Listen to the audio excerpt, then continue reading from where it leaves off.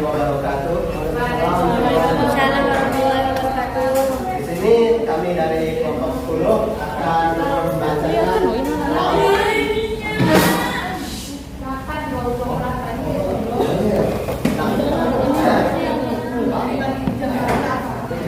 di sini kami dari kelompok 8 akan menjelaskan materi kami yaitu strategi pembelajaran membaca.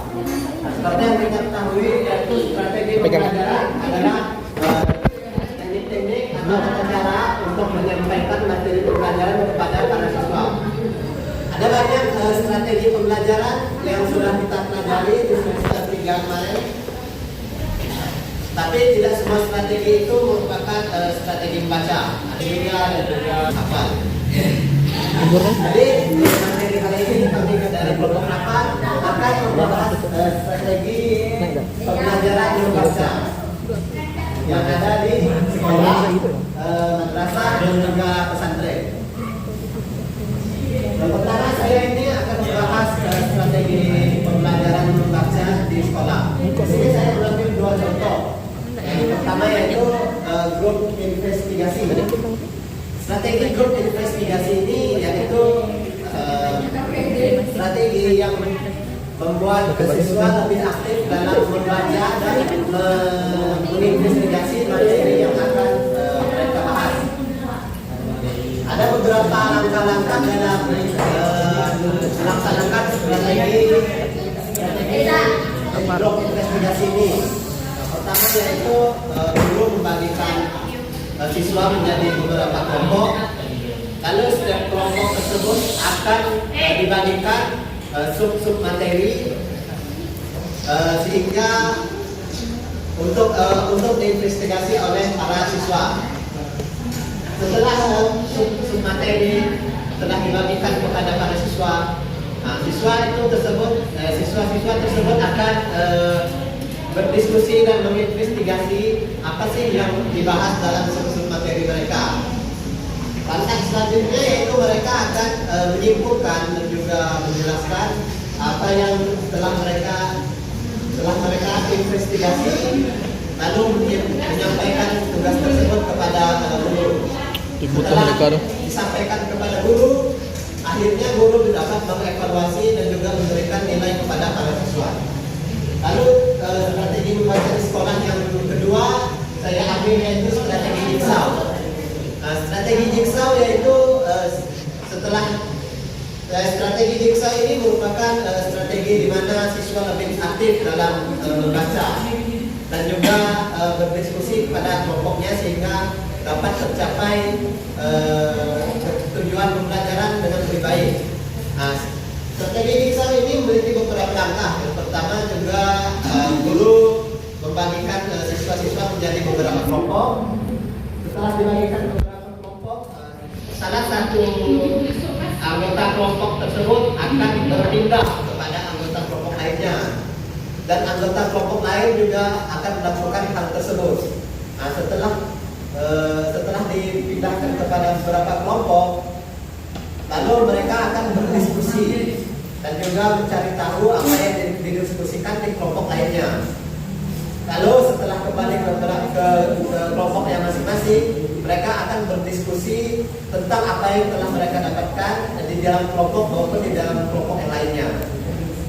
Setelah kembali ke tempat, setelah mereka berdiskusi, mereka akan menyimpulkan apa yang telah mereka sampaikan dan juga mereka diskusikan sehingga lalu diberikan kepada guru sehingga guru dapat mengevaluasi apa yang telah mereka pelajari. Selanjutnya yaitu strategi pembelajaran di madrasah akan dilanjutkan oleh rekan saya. Selanjutnya strategi pembelajaran membaca di madrasah. Di sini saya mengambil contoh strategi membaca berbasis aktivitas. Kita ambil contoh pada sekolah SD, madrasah MI. Nah, kita bisa memberikan contoh kepada anak agar dia lebih suka membaca, yaitu misalnya kita mengajarkan dia membaca huruf A.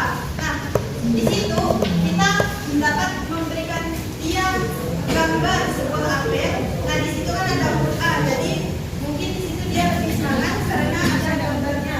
Nah terus kalau untuk di sekolah yang madrasah aliyah atau SMP, kita bisa menggunakan drama atau role play drama kayak seperti yang dicontohkan oleh tadi. Nah kita bisa bermain peran di situ dan bisa melatih literasi mereka.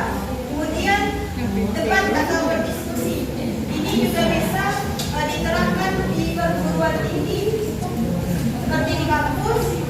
Itu juga masuk kalau berdebat dan berdiskusi. Kiranya anak SMA pun sudah bisa berdebat ataupun anak SMP. Nah dari berdebat dan berdiskusi kita itulah sebuah pikiran yang lebih aktif. Terus yang selanjutnya ada proyek berbasis membaca. Nah proyek berbasis membaca ini guru dapat menyuruh peserta didik untuk membuat proyek seperti sebuah video ataupun sebuah karya tulis. Dari sebuah karya tulis itu tentunya akan belajar membaca. Nah, strategi ini melibatkan siswa secara aktif dalam proses pembelajaran melalui berbagai kegiatan. Mungkin itu saja yang dapat saya sampaikan. Selanjutnya akan dilanjutkan oleh saya. Baik, selanjutnya saya akan membahas tentang strategi pembelajaran membaca di pesantren. Yang mana yang pertama, saya mengambil slogan. Slogan ini memiliki makna setoran.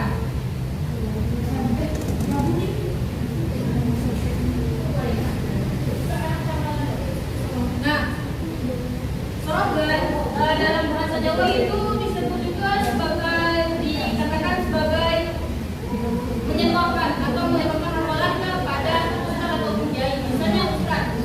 Nah, bagaimana cara pelaksanaannya? Cara pelaksanaannya adalah ustaz membaca kita bersama-sama dengan kiai.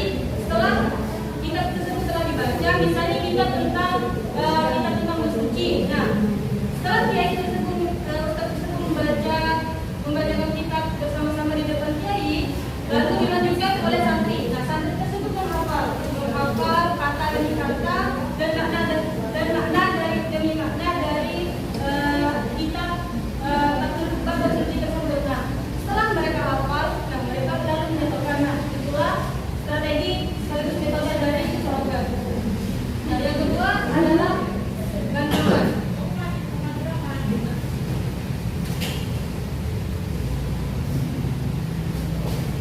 Bantuan itu merupakan cara yang umum, teman-teman. Bantuan ini mendengarkan penjelasan yang telah disampaikan oleh kiai atau ustaz. Nah, bantuan ini juga dikatakan